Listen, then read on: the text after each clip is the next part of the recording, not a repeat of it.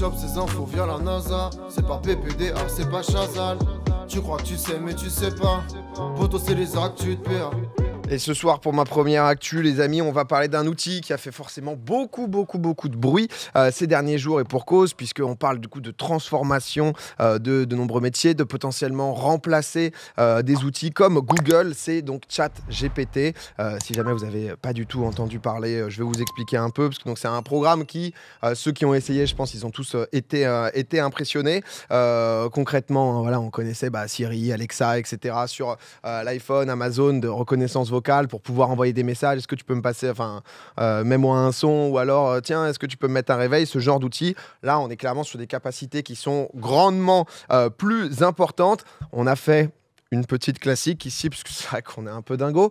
On a demandé du coup tout simplement à ChatGPT de se définir. Qu'est-ce que c'est ChatGPT, comment ça fonctionne? Et du coup, la réponse, il nous l'a dit. Donc, comment tu fonctionnes? Donc, je suis un modèle de langage entraîné par OpenAI. Je suis conçu pour comprendre et répondre à des questions sur un large éventail de sujets en utilisant les données que j'ai été entraîné à utiliser. Je ne suis pas capable de naviguer sur Internet ou d'accéder à des informations en dehors de celles que j'ai été préparé à utiliser. Donc, ma réponse sera limitée à ce que je sais déjà. Si vous avez une question, n'hésitez pas à me la poser et je ferai de mon mieux pour vous aider. Donc, jusque-là, honnêtement, c'est assez classique. C'est la première fois que vous voyez. Mais les réponses peuvent être vraiment surprenantes aux questions, et on va le voir un peu après. J'ai demandé par exemple aussi, j'avais posé, je me suis régalé, je posais mes petites questions, mais comment percer par exemple sur Twitch, c'est-à-dire comment percer sur Twitch, et la réponse de ChatGPT, c'est pour percer sur Twitch, il y a plusieurs choses que vous pouvez faire pour vous démarquer et attirer des spectateurs. Tout d'abord, il est important de trouver un créneau dans lequel vous êtes passionné, dans lequel vous pouvez offrir quelque chose d'unique et de divertissant. Vous devrez également être régulier dans vos horaires de diffusion et interagir avec votre audience en temps réel pour les fidéliser. Il peut également être utile de promouvoir votre chaîne sur les réseaux sociaux, de collaborer avec d'autres diffuseurs, ainsi de suite, etc. Mais une réponse qui a du sens, qui est logique, et qui, du coup, forcément pose un peu des questionnements. Pour ça, je me suis dit qu'on allait appeler quelqu'un qui est déjà passé dans l'émission et qu'on connaît bien sur Internet, sur YouTube. C'est Micode qui est avec nous ce soir. Salut, merci de cette invitation, ça fait très plaisir. Honnêtement, je me suis dit, il faut qu'on aille plus loin sur ChatGPT.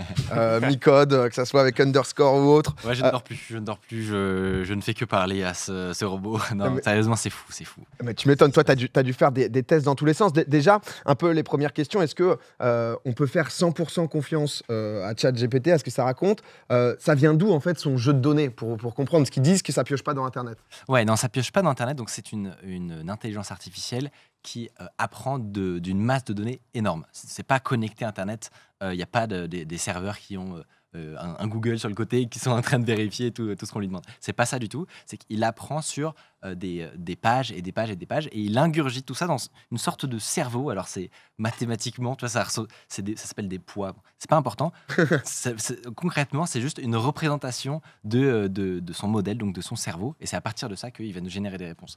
Pour donner un petit ordre d'idée, il a par exemple avalé l'ensemble de Wikipédia en anglais. Toutes les pages de Wikipédia, il les a mangées, entre guillemets, et ça correspond à 0,6% de son corpus. Ah oui. Pour vous donner un ordre d'idée de tout ce qu'il a avalé. Et c'est à partir de tout cet apprentissage-là qu'il va pouvoir répondre à tout et rien. C'est un peu mystérieux parce qu'il n'y a pas des humains qui lui ont expliqué voilà, tel type de question. Si on te pose une question historique, va vérifier dans Wikipédia. Non, c'est pas ça.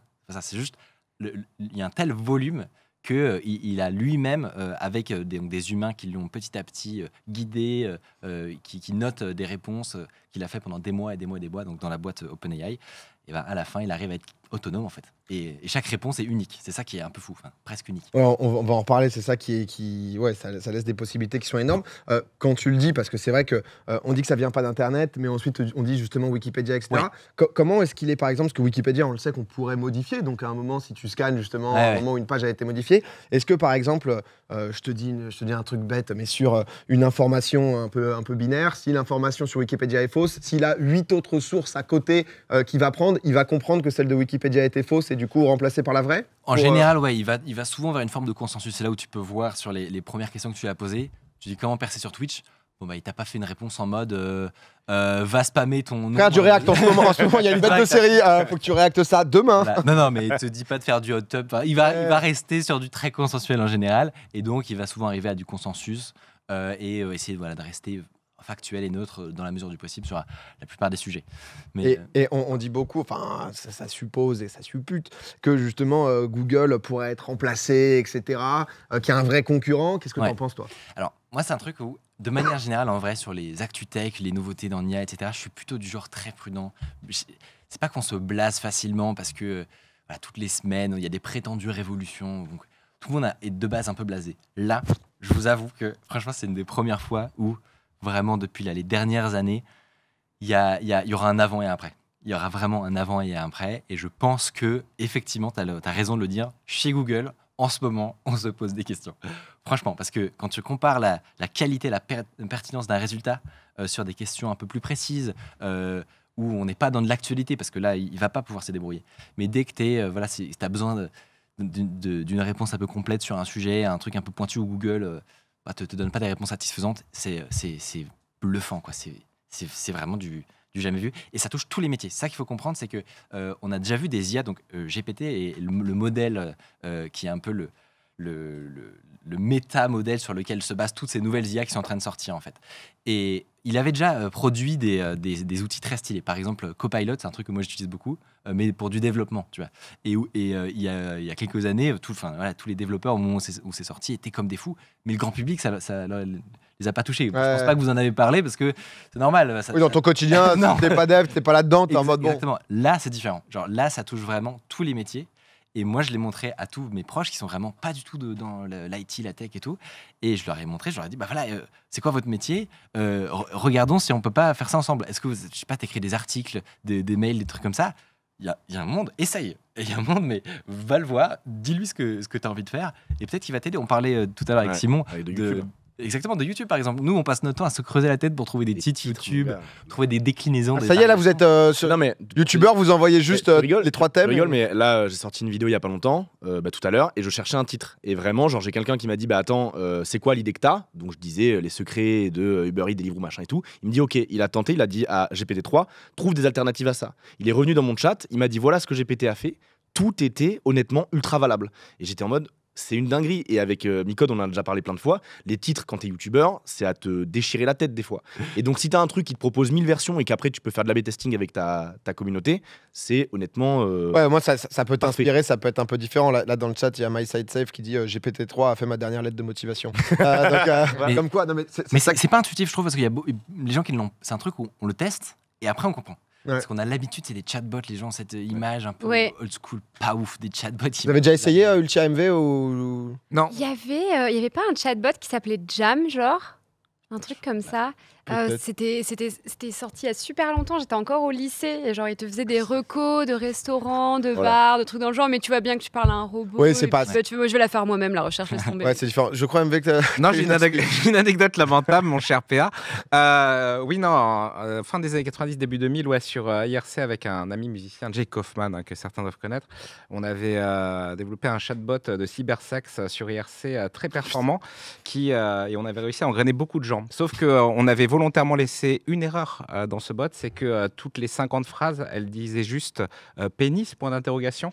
Ce qui fait que oui, du coup, ça cassait un peu l'immersion, mais voilà, c'est ma seule expérience avec le chat. Tu l'as appliqué Tu l'as appliqué où? En fait, on l'a lâché sur IRC, sur des canaux de cybersex ou de rencontres. Yes. Voilà. Le genre, quoi. Trop bien. Un pirate des temps modernes. pour revenir sur ChatGPT, justement, tu nous le disais, sur Google, qu'est-ce qu'on n'y trouve pas? Tu nous as fait une petite sélection pour montrer aussi aux gens, parce que c'est vrai que, comme tu as dit, si tu n'es jamais allé, ça te paraît hyper abstrait, etc. Il y a des exemples que tu nous as ramenés qui sont assez parlants, notamment pour des menus, etc. Par exemple, c'est justement pour dire, voilà, on n'est plus dans du chat à l'ancienne où tu tournes en boucle et tu comprends qu'il y a des chemins logiques et parfois il te rend fou. Là, c'est vraiment pas ça. Il y a une intelligence complexe. Par exemple, je me suis dit, j'essaie de trouver des exemples qui parleront vraiment à tout le monde. Si jamais vous avez des trucs dans votre frigo, ça arrive, tu as des aliments, tu sais pas quoi cuisiner avec, tu as des invités, je sais pas ce qu'il y a. Vous lui dites, par exemple, là, j'ai mis quoi dans l'exemple? De la crème et 2-3 autres aliments. Quels sont, par exemple, les recettes que tu pourrais nous fournir? Et ensuite, à partir de ça, donc là, c'est effectivement, dans un second temps, on pourrait lui demander quelle course serait nécessaire pour ces nouvelles recettes-là. Et donc, il est en mesure dans les deux cas, de faire des réponses parce détaillées que et précises. Ça, c'est après, parce qu'en gros, il t'a fait, toi, du coup, en tout premier lieu, donc du coup, le menu de ta semaine. Tu lui as demandé, fais-moi un repas de menu sous une forme de tableau, donc du coup, ayant justement les différentes infos avec les calories. Donc, il te dit le lundi, petit-déj, donc un petit porridge, inspiration anglo-saxonne, on le sent. Oui, on sent parfois ça. 350 calories, pardon, une petite salade de poulet, légumes grillés, etc. Et donc du coup, il te fait potentiellement tout ton menu. Et c'est vrai que là, les gens, je vois des gens en mode OMG, what the fuck, parce que c'est vrai que c'est vraiment un truc où dès que tu rentres dans le concret, ça devient un peu une dinguerie. Et juste après, ce qu'on voyait juste avant, c'est-à-dire, ça te dit tout ce qu'il faut que tu achètes si jamais tu vas au supermarché. Et je pense que tu pourrais limite aller plus loin si jamais tu lui demandais, par exemple, de détailler un peu plus. Ok, on est deux. Du coup, il va te dire, en fait, achète 500 grammes de pâtes, achète justement une boîte de 6 œufs, etc. quoi. C'est ça, la plus grande révolution, c'est le côté discussion. C'est qu'avant, il y avait des IA qui existaient, qui savaient générer des trucs sympas. Mais là, il y a vraiment une persistance de l'information. On a vraiment l'impression de discuter avec un humain. Quand on discute ensemble, il y a un contexte. On sait où on est, on a des références communes. On sait comment a commencé cette discussion. J'ai pas besoin de vous répéter, nous sommes actuellement dans une émission qui s'appelle Popcorn et je vais vous poser une question. Alors qu'avant, on devait un peu faire ça, tu vois. Là, maintenant, il y a du contexte, il y a de la discussion. C'est-à-dire que là, typiquement, c'était une variante de mon exemple. Si tu demandes des menus pour toute ta semaine, tu peux lui dire, voilà, j'ai un objectif, je veux perdre 10 kilos. Fais-moi un programme de ce type-là sur un mois. Et il va te donner tous tes menus, étape par étape. Il va te donner ton programme d'entraînement sportif, par exemple. Ça, j'ai beaucoup vu chez ceux qui sont... je voyais ça sur TikTok, etc. Mais justement, qui font de la muscu, qui sont en mode, en fait, le truc peut te faire des programmes sur mesure, justement, d'entraînement. Et c'est vrai que là rentre un peu la question de justement de la véracité et potentiellement des biais, quoi. Parce que c'est-à-dire que si tu te dis, ok, trop bien, en fait, j'ai pas besoin d'un coach qui va me dire, ok, vas-y, t'as juste à faire ça, le mardi, tu te fais une session jambes, le jeudi, une autre session. À quel point, en fait, on peut avoir confiance, ou est-ce que juste on doit y aller un peu tête baissée en mode, vas-y, il m'a dit que je devais faire 250 pompes, du coup, je suis à 200. Honnêtement, il faut avouer que la raison pour laquelle tout le monde est fou là-dessus, et en fait, je pèse mes mots. C'est-à-dire que sur Twitter, par exemple, on voit par exemple des gens un peu s'exciter dès qu'il y a des nouvelles nouveautés, qui vont vraiment suivre tout ça. Il s'est passé un truc particulier, parce qu'on ne l'a pas dit, mais c'est 1 million d'utilisateurs en 5 jours. Ce qui est ouf. Un record. Pour un produit, ce qui est énorme. Parce que c'est vrai que maintenant, les chiffres... Et moi, j'ai remarqué dans les gens que je suis sur Twitter qui sont plutôt des gens très pointus dans des domaines de la tech, des trucs comme ça. À partir du moment où moi, je vois des gens très intelligents qui expliquent qu'ils ont passé leur week-end à discuter avec ce truc-là, ça pose une question quand même. Et tu en parlais du coup sur la variété des applications. C'est ça qui fait qu'il y a la question de la véracité qui se pose, parce qu'on a envie de l'utiliser dans tout. Quoi. On peut lui demander un article complet, il va générer 3 pages d'un article. On peut lui demander des mails, des recettes de cuisine, mais là c'est un millième, on découvre des trucs tous les 2 heures de ce qu'il pourrait faire. Tu vois. C'est assez, parce que pour les étudiants d'ailleurs, si jamais vous êtes en période partielle, etc., force à vous, courage. Mais c'est vrai qu'il y a un vrai truc qui est sorti. On a fait le test par exemple pour tout ce qui est rédaction, etc. On en parlait tout à l'heure avec l'aide de motivation. Alors, on se regarde. Les dissertations, c'est-à-dire qu'en fait on a demandé justement donc la disserte de philosophie, la liberté consiste-t-elle à n'obéir à personne, qui était le thème du bac de philo de l'an passé. Et en fait, il nous fait une disserte, mais bien plus longue que ça. Ouais. Où en gros, si tu la passes derrière, même sur les différents logiciels pour savoir si jamais tu as triché ou récupéré plagiat, c'est 0% plagié. Unique, ouais. Et le truc qui est assez fou, c'est que c'est unique parce que si tu lui redemandes, il va la faire différemment. Ouais. C'est ça qui est assez dingue. Quoi. Et en fait, une fois que tu l'as généré, tu peux lui dire, bon, là, ta conclusion, je trouve, elle est un peu pompeuse. Donc, refais-la, mais avec un ton sarcastique maintenant. Et finis avec une petite blague. Aucun problème, il le fait. Déjà, une IA qui a de l'humour, c'est fou. Tu peux twister. Oui, c'est vrai que c'est des trucs où c'est... Tu peux la faire parler comme un troll d'internet, par exemple. Ça marche super bien. C'est incroyable. Du coup, je me demandais... du coup, oui, c'est fascinant parce qu'elle peut reproduire des styles et des humeurs et des façons de faire. Mais est-ce que par défaut... entre guillemets, elle a pas une conscience, évidemment, c'est cliché, mais entre guillemets, est-ce qu'elle a des opinions sur quelque chose de base par défaut? Les gens ont fait pas mal de tests, effectivement, sur cette question des biais-là, effectivement, de est-ce qu'on peut lui faire confiance à 100%? La réponse, c'est non. C'est-à-dire qu'évidemment, par définition, une intelligence artificielle dépend du corpus, dépend des gens qui l'ont entraînée, etc. Donc, c'est très dur à dire est-ce que l'IA elle-même a une opinion, parce que typiquement, tu peux lui demander un avis sur un avis politique, par exemple, mais en fait, suivant la manière dont ça va être formulé, ta question, ça va énormément déterminer le résultat. Ah oui. Donc, par exemple, si tu lui dis Enfin, si tu modifies le prénom, si tu poses une question sur voilà, Jean-Philippe, qu'est-ce qu'il devrait penser de tel sujet, et ben la réponse est pas la même si c'est Jean-Philippe ou si c'est Marine, tu vois, ou si c'est enfin, t'as vraiment des réponses qui peuvent arriver avec des opinions tranchées. Mais ça va beaucoup dépendre de ta question. Donc en fait, tu peux lui faire dire un peu ce que tu veux. Et en vrai, moi, de ce que j'ai vu, c'est que c'est toujours biaisé, mais dans un peu tous les sens. Il n'y a pas de truc qui se dégage vraiment. Si je peux me permettre, en fait, ça va aussi dépendre pas mal de l'argent qui va être injecté là-dedans, d'où ça va venir. Tu m'arrêtes si je me trompe, mais je crois que OpenAI, c'est Sam Altman qui est derrière, qui bosse avec Musk. Et en gros, alors c'est cofondé, effectivement, mais ils n'ont pas de rôle opérationnel. Ouais, c'est ça. C'est proche de Microsoft aussi. Ok. Il y a plein de. Et en gros, c'est une société à but, c'est pas non lucratif, mais en gros qui veut juste survivre avec l'argent. Lucratif limité, c'est ça. Voilà, lucratif limité, exactement.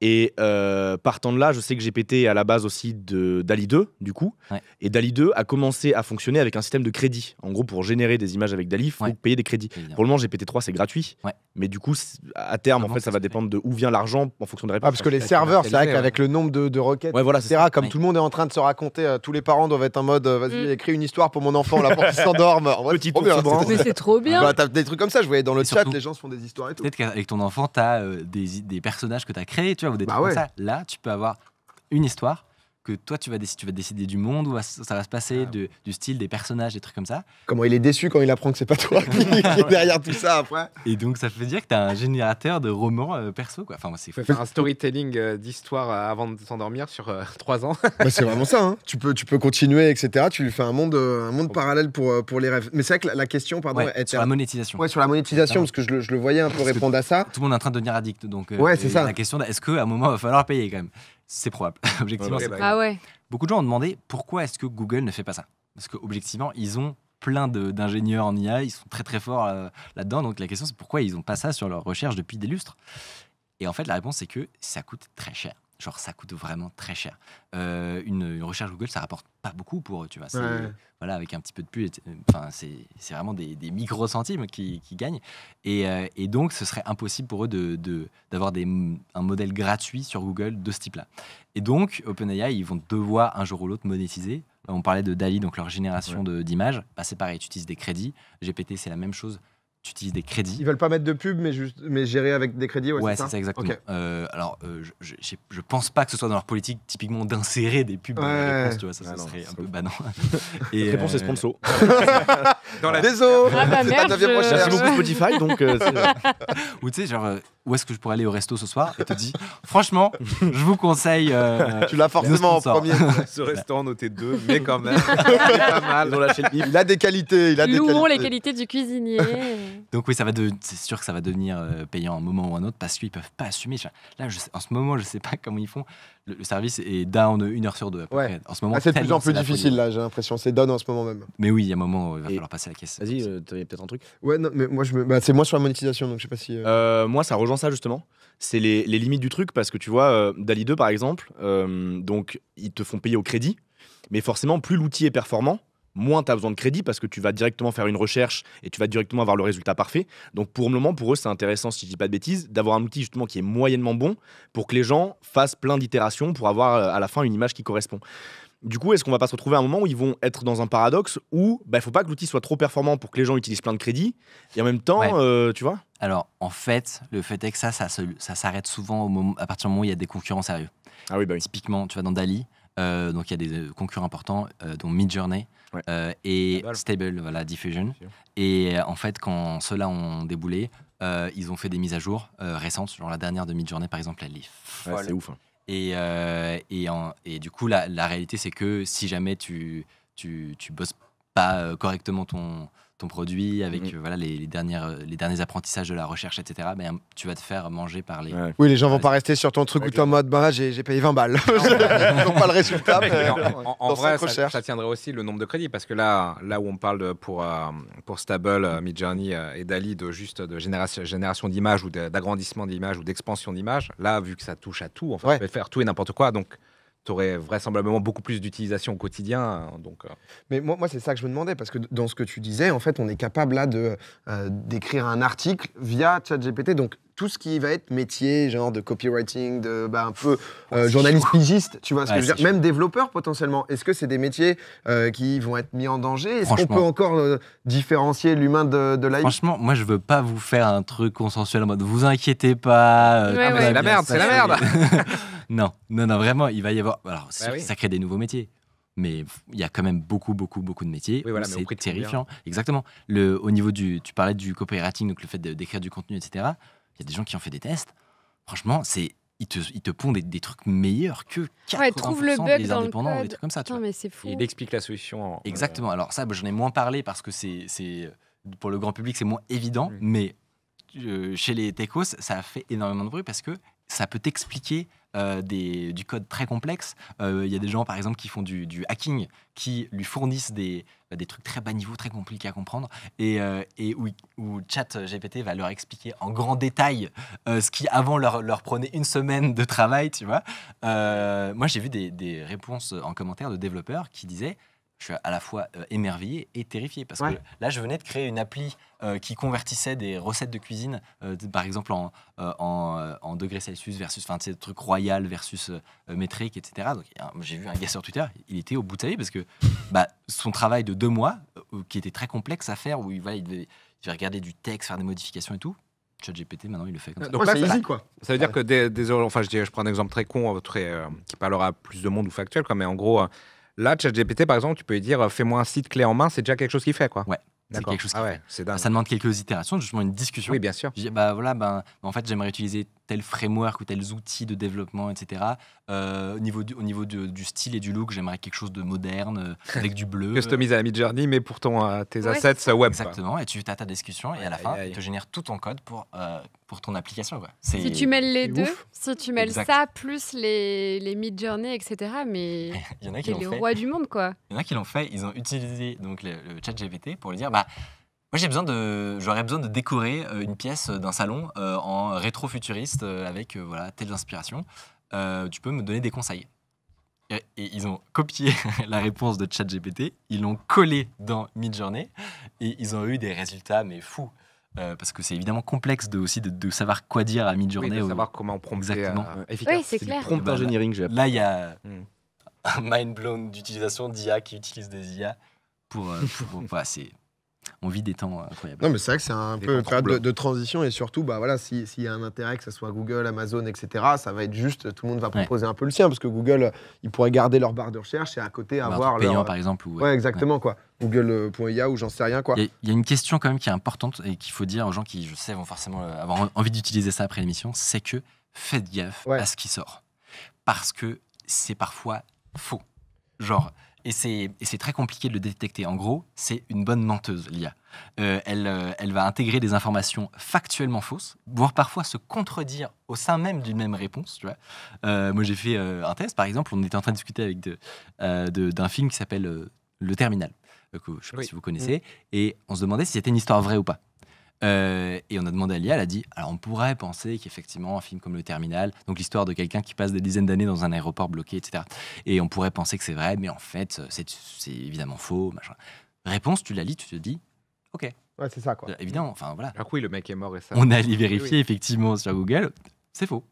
C'est vraiment une histoire vraie qui a existé. Le mec est mort récemment, etc. Comment il a pu se tromper alors qu'il a avalé tout Wikipédia C'est ça le truc, c'est qu'en fait, ils sont pas du tout à un niveau de maturité. Et même les gens de la boîte le disent sur Twitter. Ils sont un peu paniqués. Ils disent alors, on est content que vous soyez hypés tous. Hein.